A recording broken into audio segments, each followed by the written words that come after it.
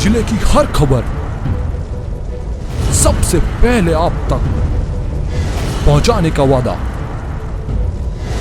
बस यही है एक इरादा। आज ही लगाए अपना पद्मेश डिजिटल सेटअप।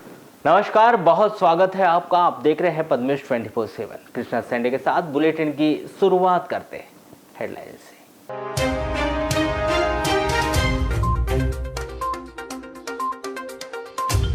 बारात में घोड़ी नचाने के दौरान घोड़ी ने युवक को मारी लात। उपचार के दौरान युवक की हुई मौत, 5 लोग हुए घायल।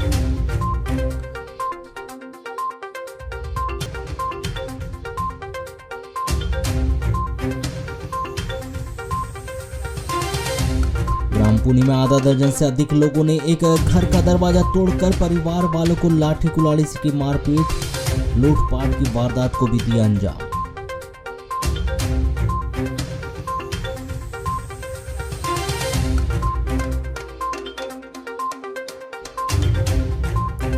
वनों को आग से बचाने लालबर्रा वन विभाग की टीम ने निकाली जागरूकता रैली। वनों एवं वन्य जीवों की सुरक्षा करने की गई अपील।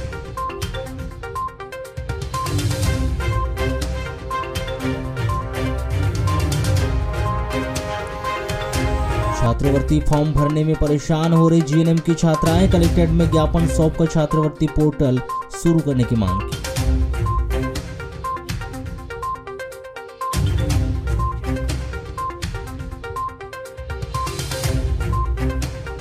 नगरपालिका अध्यक्ष चैम्बर में पीआईसी की बैठक का किया गया आयोजन। शहर की समस्याओं के साथ ही अवैध कॉलोनियों पर चर्चा कर बनाई गई रणनीति।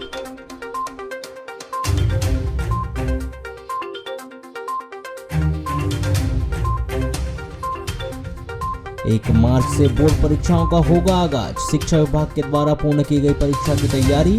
कक्षा 10वीं के विद्यार्थी करेंगे हिंदी विषय का प्रश्न पत्र हल। सोशल मीडिया पर एक मैसेज फॉरवर्ड हो रहा है कि हनुमान चौक स्थित गांधी जी की प्रतिमा का स्थान परिवर्तित किए जाने को लेकर एक बैठक बुलाई गई है, जो कि व्हाट्सएप में चर्चा का विषय बना हुआ है। और जो भी इस मैसेज को पढ़ रहा है वह यही पूछ रहा है कि क्या गांधी जी की प्रतिमा का स्थान परिवर्तित किया जा रहा है क्या।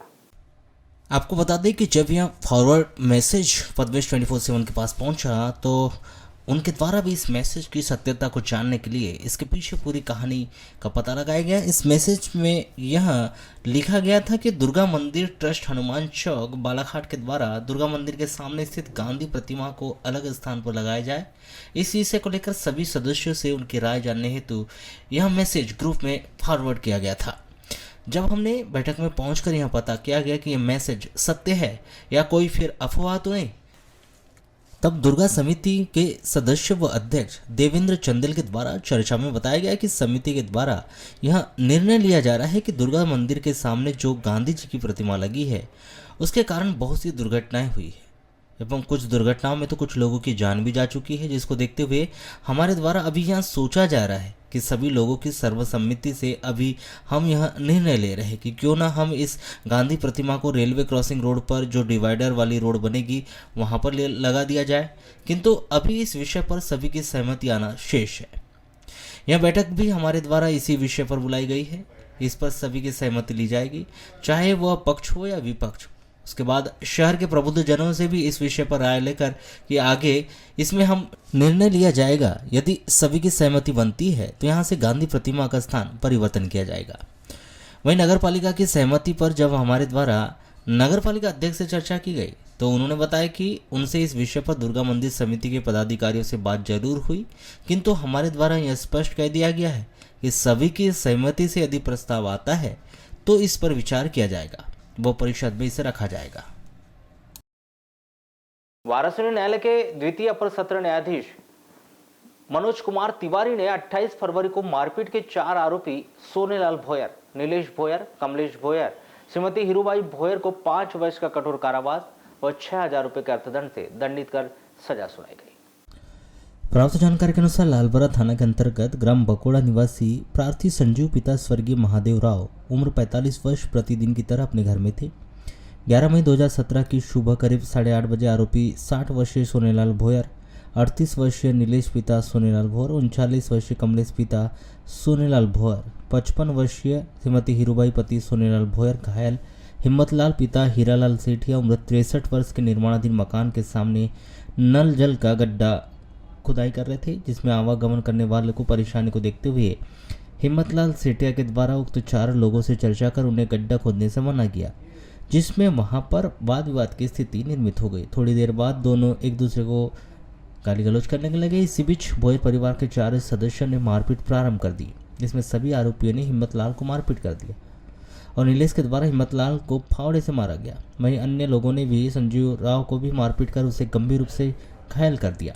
इसके बाद प्रार्थी संजीव राव के द्वारा लालबरा थाने में उपस्थित होकर रिपोर्ट दर्ज करवाई गई थी, जिसमें लालबरा पुलिस ने भोयर परिवार के 4 सदस्यों के खिलाफ भारतीय दंड विधान की धारा 323, 294, 506, 34 के तहत अपराध पंजीबद्ध कर विवेचना में लिया, जिसमें धारा 326 विवेचना के दौरान बढ़ाई गई। विवेचना के उपरांत अभियोग पत्र न्यायालय में पेश किया गया, जिसके बाद न्यायालय में उक्त प्रकरण विचाराधीन था, जिसमें द्वितीय अपर सत्र न्यायाधीश मनोज कुमार तिवारी ने सोनेलाल भोयर, नीलेश भोयर, कमलेश भोयर, श्रीमती हीरूबाई भोयर का अपराध सिद्ध हो जाने पर उन्हें भारतीय दंड विधान की धारा 326 के अंतर्गत 5-5 वर्ष का कठोर कारावास व 1-1 रुपये के अर्थदंड से दंडित किया है।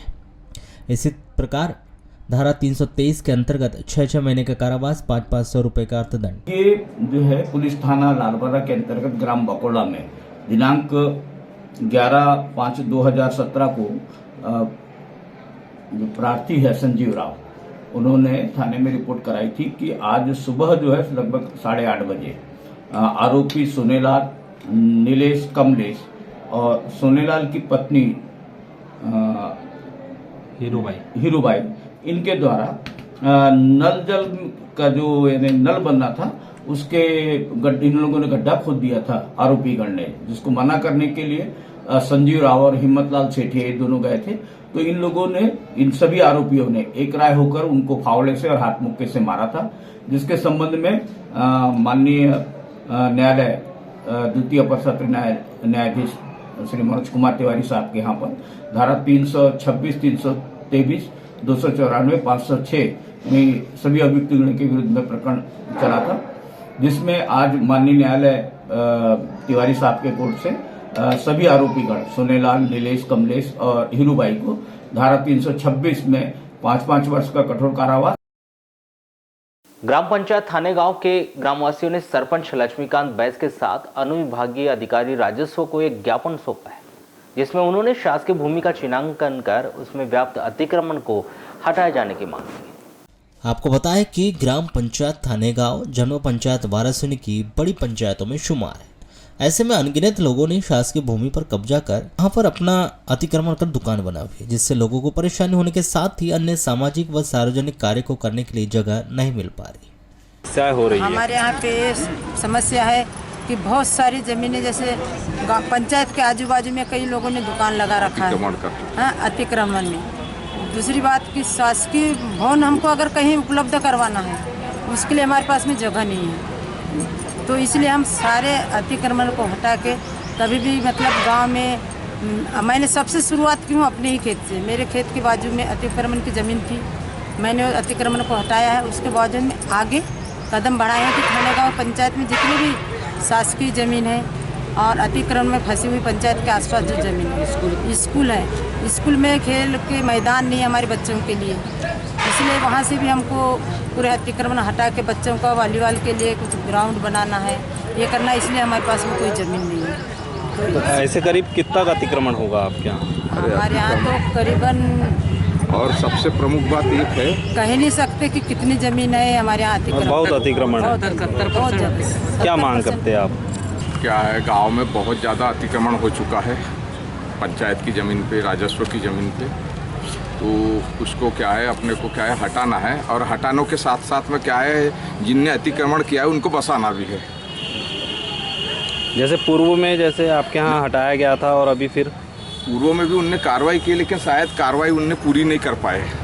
उसके बाद उनका कार्यकाल ख़त्म हो चुका, तो अब अपने क्या है पंचायत के कार्यकाल का जो है मतलब यानी अभी शुरुआत है, तो अब शुरुआत से हम अगर भिड़े रहेंगे हम, और मेरे साथ में मतलब यानी पूरे गांव के मतलब यानी मेरे पंचायत परिवार के पूरे सदस्यों का मतलब समर्थन है, और पूरे गांव में भी लगभग सभी जागरूक लोगों का समर्थन है मेरे। वर्तमान में कैसी समस्याएं आ रही है जो अतिक्रमण है उस कारण से? समस्याएं ये आ रही है कि क्या होता है कि कुछ लोगों ने मालूम है ज़बरदस्ती पंचायत की ज़मीन पे और कुछ जंगलों में भी छोटे घास का बड़े घास झाड़ का जंगल है और कुछ राजस्व की ज़मीन है उस पर अतिक्रमण कर चुके हैं। इसलिए क्या है, अब इसके पहले क्या है, पिछले सरपंचों ने भी कुछ कार्रवाई की है, लेकिन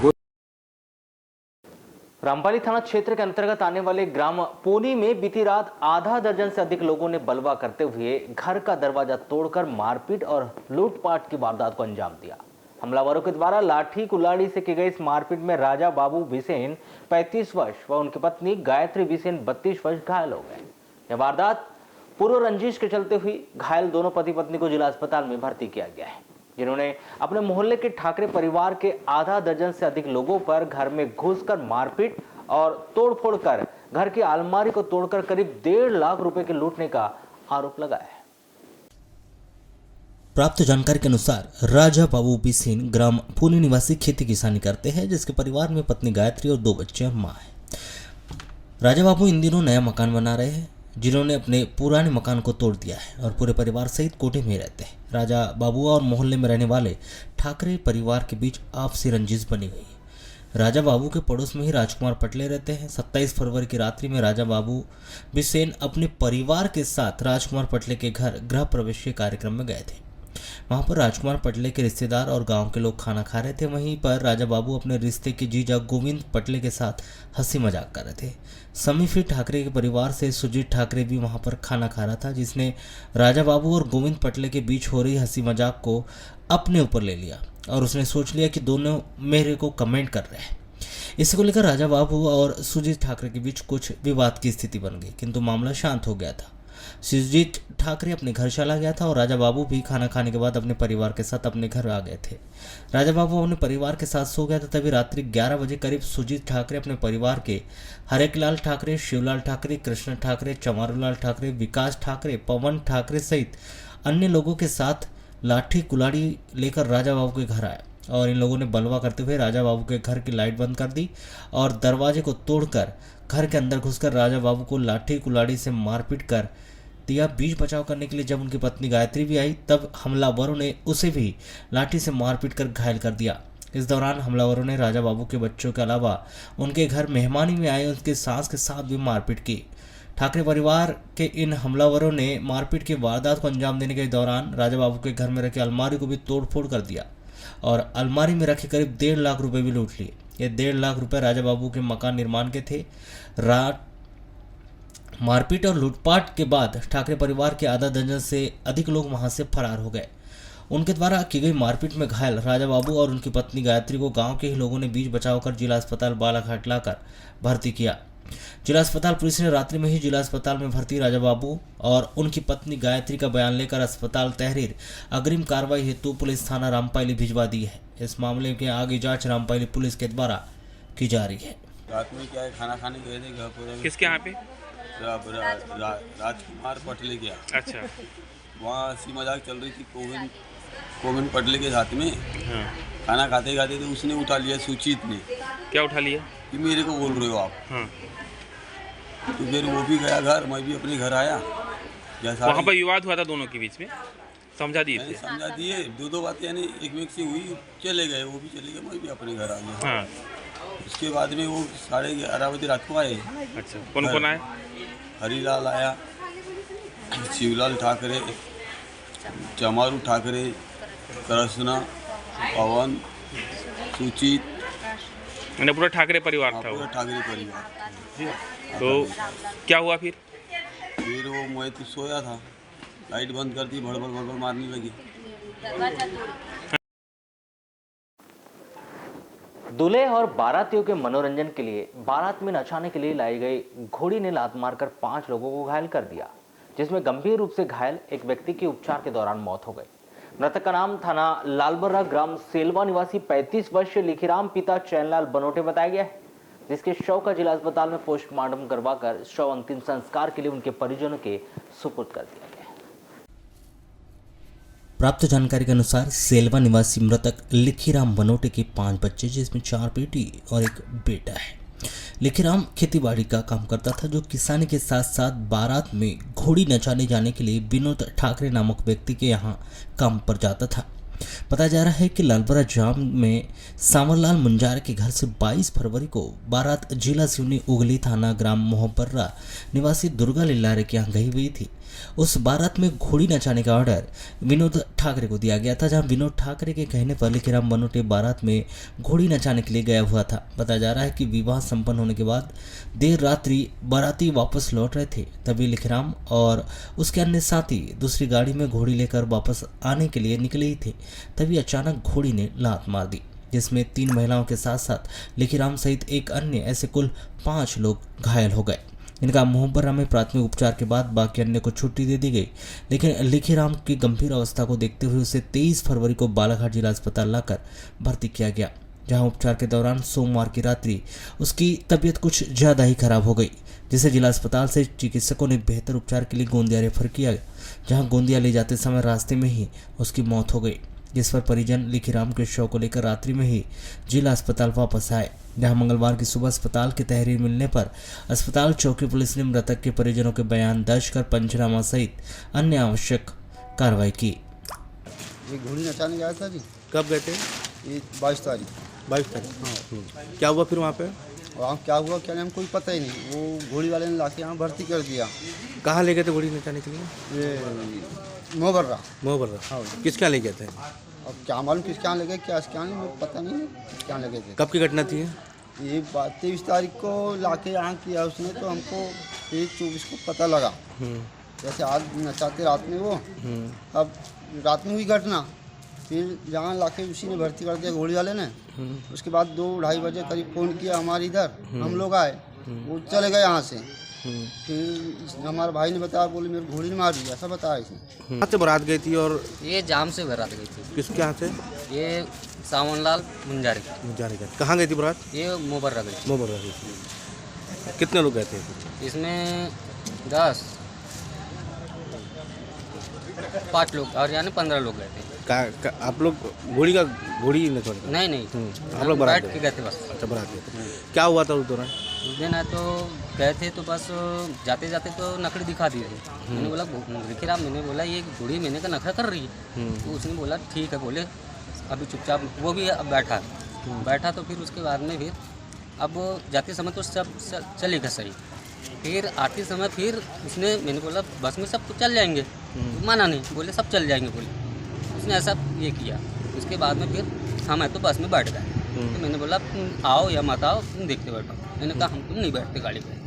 तो फिर तो वहाँ से हम बस पे बैठे। अब जब चालू हुआ वहाँ पर, तो भाइयों को भी लगा और उसको भी लग गया। कहाँ ये गाड़ी में बैठे बैठे मारी थी? हाँ, गाड़ी पे बैठे वापस आते समय। हाँ, वापस। एमपी नर्सिंग काउंसलिंग से रिजल्ट देरी आने के चलते जीएनएम नर्सिंग की पढ़ाई करने वाली कई छात्राएं छात्रवृत्ति का फॉर्म जमा करने के वंचित हो गई।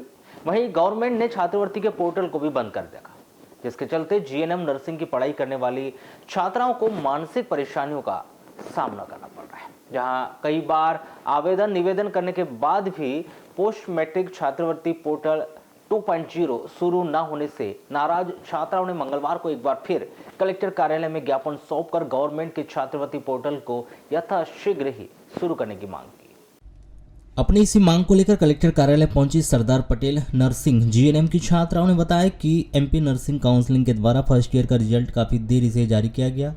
जब रिजल्ट नहीं आया था तब गवर्नमेंट का छात्रवृत्ति वाला पोर्टल शुरू था, लेकिन रिजल्ट आने के बाद पोर्टल बंद कर दिया गया, जिसके चलते जीएनएम नर्सिंग में पढ़ाई करने वाली सेकेंड ईयर की सभी छात्राएं छात्रवृत्ति का फॉर्म भरने से वंचित हो गई।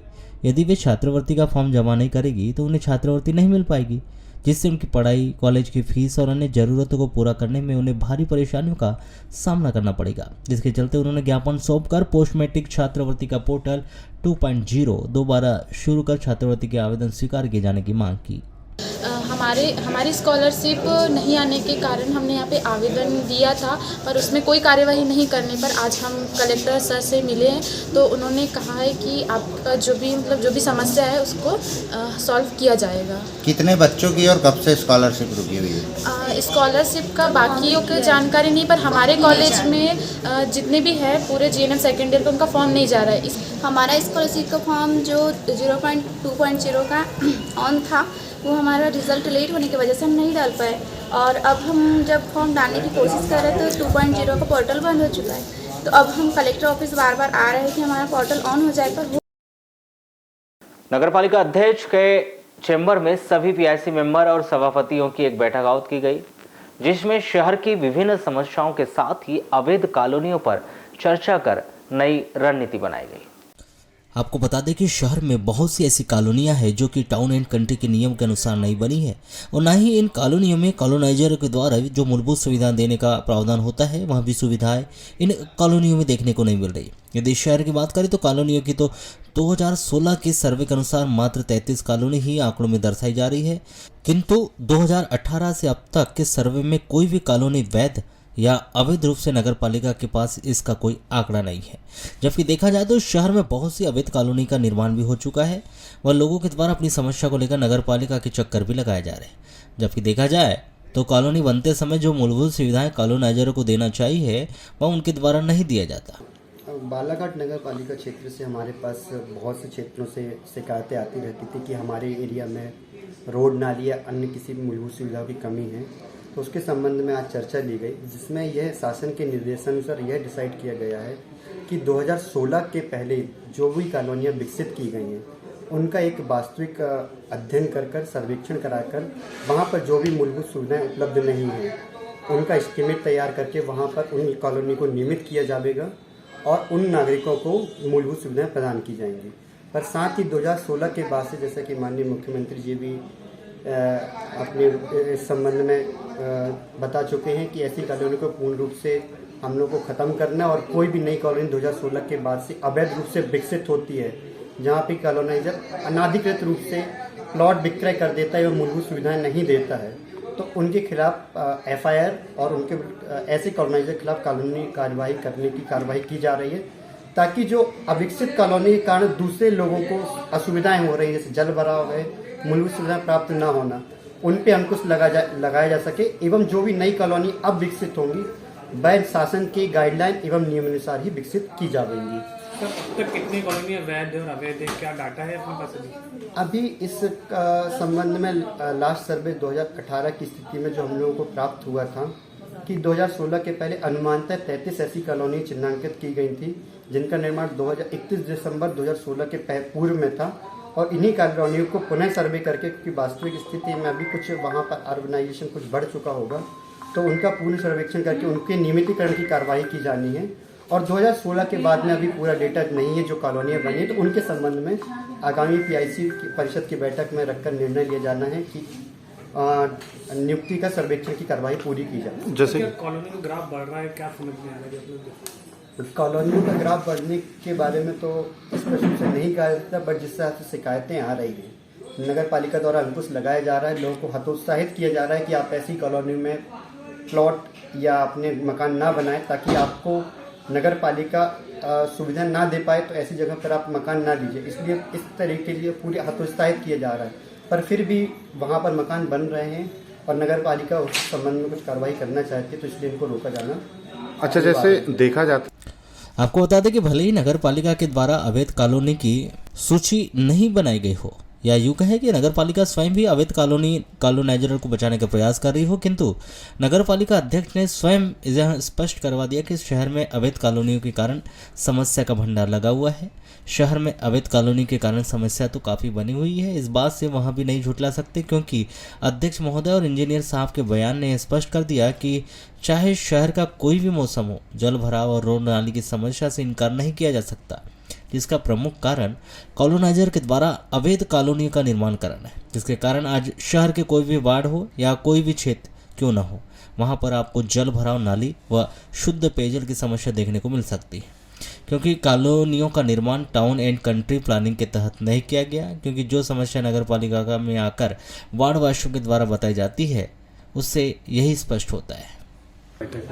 इस बैठक में यही निर्णय लिया गया है, जैसे कि अभी पूर्व में हमारे इंजीनियर महोदय ने बताया कि सन 16 के पहले की जो भी लीगल कॉलोनियां हैं उनकी पूर्णतः पहले जांच पड़ताल की जाएगी। यदि वो वैध पाई जाती हैं तो नगर पालिका के द्वारा उन्हें सभी प्रकार की सुविधाएं मुहैया कराई जाएगी, जैसे रोड, नाली और लाइट की। और जो अवैध कॉलोनियां हैं उन पे कड़ी कार्रवाई की जाएगी। और सन 16 के बाद जो कॉलोनियां लगातार विकसित हो रही हैं, जिन पे कॉलोनाइजर लगातार हम देखते हैं कि जो लोग प्लॉट खरीदते हैं उन्हें बहला फुसलाकर या एक तसल्ली देकर उन्हें प्लॉट अपना विक्रय कर देते हैं कि हम ये सारी सुविधा मुहैया करवाएंगे, लेकिन उन्हें प्रॉपर वो सुविधाएं नहीं दे पाते कॉलोनाइजर, उनके खिलाफ कड़ी कार्रवाई की जाएगी। ऐसे आज इस विषय पे चर्चा की गई है और लगभग उन कॉलोनियों की संख्या भी अभी सर्वे के द्वारा तय की जाएगी कि ऐसी कितनी कॉलोनियां विकसित हैं। भाभी जैसे सर्वे तो चलो ठीक है नहीं आया, जैसे आप जब से आप बैठे हैं अध्यक्ष पद पे, इस प्रकार की कोई समस्या या वार्डवासियों मतलब किस प्रकार की समस्या नगर पालिका में आती है, किस प्रकार फेस करना पड़ता है आप लोग को? समस्याएं जो अभी देखने में मिल रही हैं वो ज्यादातर यही देखने में मिलता है कि जो रहवासी क्षेत्र होते हैं हमारे शहर के अंदर के, वहाँ तो सारी सुविधाओं के लिए हम सारे काम करते ही हैं, रोड, नाली, पानी को लेके, लाइट्स को लेके, लेकिन जो लोग इस व्यथा से पीड़ित हैं कि वो उन लोगों ने प्लॉट खरीद लिए हैं किसी कॉलोनी में और उन्हें रोड की समस्या है, पानी की समस्या है, और इस समय पे जब कॉलोनाइजर उनका साथ नहीं देता, वो सिर्फ अपना प्लॉट दे के उन्हें विक्रय करके और चला जाता है, तो उस समय पे वो अपना सारा गुस्सा और जो सारी शिकायतें होती हैं वो नगर पालिका पे छोड़ते हैं। तो हम ऐसे लोगों से निवेदन करना चाहते हैं कि कृपया कर वो अगर कोई भी प्लॉट खरीद रहे हैं तो उसकी पूर्ण जानकारी लें कि क्या हमारा कॉलोनाइजर ये हमको सारी व्यवस्थाएं करके देगा, रोड बना के, नाली, लाइट्स, ये सारी पहले वो जानकारी लें, इसके बाद ही। क्योंकि क्या होता है कई बार कम कीमत में जब हमें अच्छा प्लॉट मिल जाता है तो लोग इस चीज की जानकारी लेना उचित नहीं समझते या जरूरी नहीं समझते कि क्या हमें ये सारी सुविधाएं बाद में मिलेंगी या नहीं। मैम एक बात ये भी है कि बहुत से वार्ड कॉलोनी में भी काम चल रहा है नगर पालिका के द्वारा विकास, क्या इन कामों को रोका जाएगा? कॉलोनी तो अवैध है। अभी इस चीज का पूर्णतः निर्णय नहीं ले पाए हैं, सर्वे के बाद ही ये निर्णय लिया जाएगा कि कौन सी कॉलोनी वैध है और कौन सी अवैध। इसका अभी बहुत जल्द ही सर्वे चालू हो जाएगा और इसके बाद ही नगर पालिका कोई डिसीजन